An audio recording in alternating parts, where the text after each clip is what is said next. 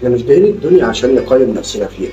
ممكن ربنا يديلك وهو مش راضي عنك، ممكن ربنا يمنع عنك حاجات حلوة وهو راضي عنك جدا. الدنيا مش دار مكافآت، احنا جايين نمتحن وناخد نصيبنا الحلو والوحش منها ونمشي. والدنيا برضه مش مخلوقة عشان نقيم نفسنا ولا حتى عشان نحكم على بعض فيها. لا معانا كل قوانينها ولا ضماناتها، احنا بس عندنا شوية علم ربنا أنعم علينا في الدنيا دي عشان نبقى مطمنين ومرتاحين ونقدر ننظم حياتنا.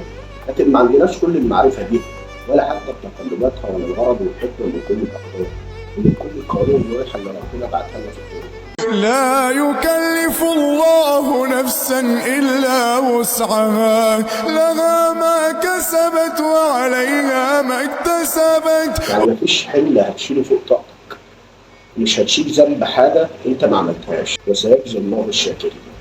هتاخد جزاءك الدنيا والآخرة بالشكر والحمد في السراء والضراء. مفيش حد هيتظلم، ومفيش حد هيعمل حاجة حلوة بتتنسي. إن الله مع الصابرين. ربنا معاك دايما، وعمرك ما هتبقى لوحدك على الرغم من محنتك وهمومك حتى بعد الناس عنك.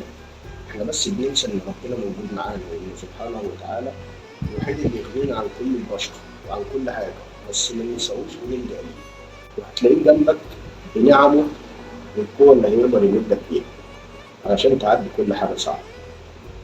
سنلتقي إن كان في الأمر بقية.